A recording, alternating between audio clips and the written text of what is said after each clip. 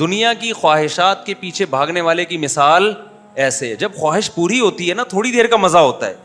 دنیا میں کوئی بھی ایسا نہیں ہے جس کی 24 گھنٹے, آپ بتاؤ کوئی ہیروئن چی 24 گھنٹے ہیروئن پی سکتا ہے؟ 24 گھنٹے پی سکتا ہے؟ دوسرا, وہ اگر 24 گھنٹے میں ایک دفعہ پیے گا نا, ایک مزہ ملے گا, 20 مزے خراب ہو رہے ہوں گے اس کے. وہ 20 مزے کیا ہے؟ نمبر 1, سوسائٹی میں عزت نہیں ہوگی, منہ سے بدبو آئے گی اس کے, نہ اس کو کوئی رشتہ دے گا, نہ اس کے اولاد ہوگی, اور شہد میں اس کو مزہ نہیں آئے گا, دودھ میں اس کو مزہ نہیں آئے گا, جو کھانے پینے کی چیزیں ہیں.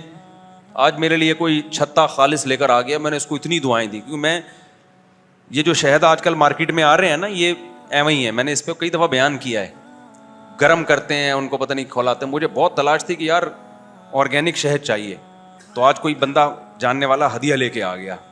میں نے کہا یار میں جس کام کے لیے اتنے اس کو نہیں پتا تھا کہ مجھے چاہیے, تو بڑے خاندانی چیز. اب دیکھو مجھے جو شہد دیکھ کے خوشی ہو گئی نا, پورا چھتا سچی مچی کا کاٹ کے لے آیا. ہیروئن چی کو ہوگی نہیں آئی بات, میرا خیال ہے ہیروئن چی کو نہیں ہوگی اس میں, کیونکہ اس کو کیا شہد سے لینا دینا بھائی, اس کو کیا خالص دودھ, اس کو کیا پراٹھے, اس کو کیا دیسی گھی, اس کو کیا بھوک کے وقت نہاری بریانی, یہ سب چیزوں اس کو چاہیے پڑیا. تو ایک مزہ اس کو 1000 لذتوں سے محروم کر رہا ہے کہ نہیں کر رہا؟ تو خوب سمجھ لو گنہگار کی مثال بالکل ایسے ہی ہوتی ہے. ایک زنا کا مزہ اڑاتا ہے, نکاح کے مزے سے محروم, بیوی سے رغبت ہی نہیں رہتی اس کو, کیونکہ جب حرام چسکے مل رہے ہیں تو بیوی تو وہی ہے نا, تو 10 سال پہلے تھی, 10 سال کے بعد بھی وہی شکل ہے اس کی. اس کو تو چسکے کس کے پڑ گئے ہیں؟ غلط کے. پھر جب گھریلو لائف تباہ ہوتی ہے تو اولاد بھی نہیں ہوتی, اولاد کی نعمت اور لذتوں سے محروم. لیکن اس کو خواہشات نفسانی کے جو غلام ہوتے ہیں نا, اس کو تھوڑا مزہ چاہیے جو بہت زیادہ ہو, لیکن ہو تھوڑی دیر کا. جبکہ اسلام جو آپ کو لذتیں دیتا ہے, جو نیچر آپ کو لذتیں دیتی ہے, وہ اس ایکسٹریم لیول کے نہیں ہوتے, وہ پائیدار ہوتے ہیں, وہ کنٹینیو چلتے ہیں.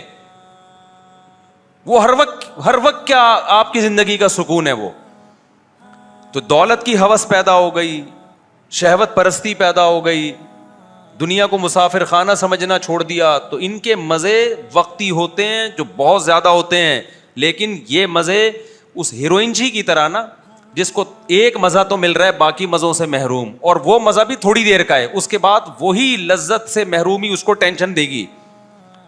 یہ ہے ڈپریشن اور اسٹریس کی جو وجہ ہے نا آج, جس کی وجہ سے لوگ عذابوں میں جا رہے ہیں, وہ یہ وجہ ہے. تو یہ گورے کے پاس اس کا علاج ہی نہیں ہے. اس کا علاج تو اسلام کے پاس ہے کہ یہ دنیا ختم ہونے والی ہے, مسافر خانہ ہے, دل لگانے کی جگہ نہیں ہے, 2 ٹکے کی نہیں ہے یہ دنیا, 2 ٹکے کی اس کی حیثیت نہیں ہے. تو جب 2 ٹکے کی حیثیت نہیں ہے بھائی, تو دل لگانا چھوڑ دو. تو میں امام شافعی کا وہ شعر پڑھ رہا تھا. امام شافعی نے کیا فرمایا, ان للہ عبادا فطنا, فطین کہتے ہیں نا ذہین کو, فطن اس کی جمع آتی ہے کہ اللہ کے کچھ بہت ذہین بندے ہیں. ان للہ عبادا فطنا طلقوا الدنیا وخافوا الفتنہ, انہوں نے دنیا کو طلاق دے دی. انہوں نے کہا بھائی یہ تو لذتیں یہاں جو لوگ پوری کر رہے ہیں وہ تو فتنوں میں پڑ رہے ہیں, گناہوں میں بھی جا رہے ہیں, ڈپریشن میں بھی جا رہے ہیں, مصیبتوں میں بھی وہی پڑے ہوئے ہیں. تو انہوں نے کیا کر دیا, دنیا کو چھوڑ دیا. انہوں نے نظروا الیہا فلما علموا, کیوں چھوڑا, اس میں کہاں سے فتنہ ہو رہا ہے. انہوں نے کہا جب وہ اس کی ڈیپتھ میں جا کے انہوں نے غور کیا نا, تو ان کو اندازہ ہوا کہ یہاں کوئی نعمت اور کوئی خواہش ایسی نہیں ہے جو ہمیشہ آپ کے ساتھ رہے, ہر نعمت چھن جاتی ہے یہاں پہ. انہا لیست لحی وطنا, یہ زندہ آدمی کے رہنے کی جگہ ہی نہیں ہے. آپ کتنی پراپرٹی بنا لو یار, موت سے آپ نہیں بھاگ سکتے. ہر دن آپ کو قبر کے قریب کر رہا ہے, ہر سیکنڈ آپ کو قبر کے قریب کر رہا ہے. میں تو ڈاکٹروں سے بہت ملتا ہوں, کل بھی ایک ڈاکٹر صاحب آئے ہوئے تھے.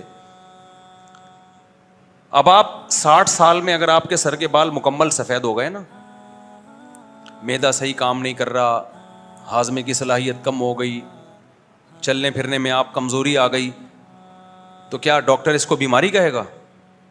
ہے بھائی, ڈاکٹر کہے گا ماشاء اللہ آپ 60 سال میں کتنے صحت مند ہیں. صحت مند کہاں سے ہیں بھائی, چلا نہیں جا رہا ہے بھائی, بال سارے کیا ہو گئے, سفید ہو گئے, زیادہ بولو تو کھانسی آتی ہے. لیکن ڈاکٹر کیا کہے گا, WHO کی رپورٹ کے مطابق آپ کی ساری رپورٹیں کیا ہیں, بالکل سیٹ. وجہ اس کی ہے کہ اب سیٹنگ کی ڈیفینیشن ہی چینج ہو گئی ہے, کیونکہ بھائی اس عمر میں تو سب کے ساتھ ایسا ہوتا ہے.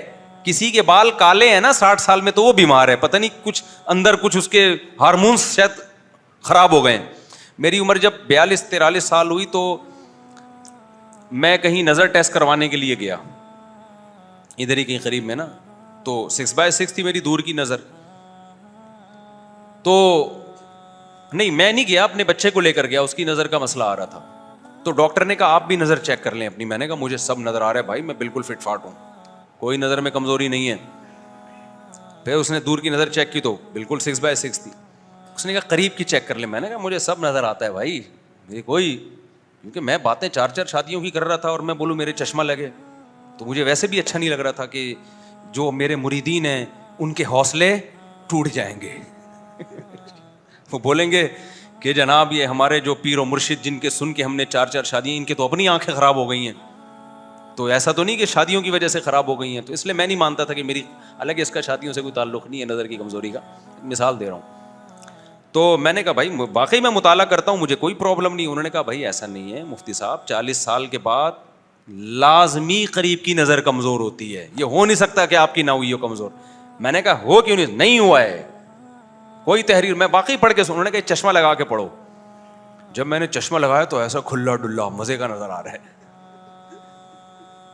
اس نے کہا آپ, کیونکہ یہ چیز آہستہ آہستہ ہوتی ہے نا, تو پتہ ہی نہیں چلا. تو نظر تو آ رہا ہے آپ کو, نظر تو آ رہا ہے, لیکن وہ دھندلا آ رہا ہے. آپ اس کو سمجھ رہے ہو کہ چونکہ میں پڑھ سکتا ہوں, اب وہ نہیں آ رہا جیسے 40 سال سے پہلے آتا تھا. تو ایک دفعہ چشمہ لگاؤ نا, تو لگایا اور واقعی اتنا کلیئر. میں نے کہا یار یہ تو بہت غلط ہو گیا, تو آپ مجھے ایسی کوئی میڈیسن دیں آئی اسپیشلسٹ سے. میں نے کہا بھائی میں چاہ رہا ہوں کہ وہ, انہوں نے کہا اب نہیں ہو سکتا, کچھ بھی کھا لو الٹا لٹک جاؤ, مچھلی کھا لو, گاجر کے جوس پی لو, لوگ کہتے ہیں نا گاجر کا جوس پینے سے یہ ہوتا ہے, اب نہیں ہوگا. اور یہ ابھی تو 1 نمبر لگ رہا ہے, اب یہ 1 سے 2 تو ہو سکتا ہے, 2 سے 4 بھی ہو سکتا ہے, ریورس نہیں ہوگا. خیر میں نے پھر اور ڈاکٹروں سے رابطہ کیا, انہوں نے کہا یہ نہیں ہو سکتا. خیر وہ 1 سے 1.5 نمبر تک ہوا ہے, ابھی 1.5 سے آگے الحمدللہ نہیں بڑھا. پھر میں نے 2-3 اور ڈاکٹروں سے پوچھا, انہوں نے کہا 40 سال کے بعد اگر قریب کی نظر بھی کمزور نہیں ہو رہی نا, تو یہ کوئی ٹیکنیکل فالٹ ہے, اس کا یہ تو ہو سکتا ہے کچھ اندر کوئی فالٹ ہے آپ کے, یہ نہیں ہو سکتا کہ قریب کی نظر خراب نہ ہو. ایک اور ہمارے جاننے والے ابھی آئے نا, وہ بھی 45-46 سال کے. میں نے کہا آپ قریب کا چشمہ لگاتے ہیں؟ انہوں نے کہا نہیں. میں نے کہا بھائی آپ کی نظر کمزور ہے. کہہ رہے میں نہیں لگاتا چشمہ, میری کوئی. میں نے کہا میں بھی یہی سمجھتا تھا. پھر ان کے بھی لگوا دیا ہم نے, ٹھیک ہے نا, لگوا.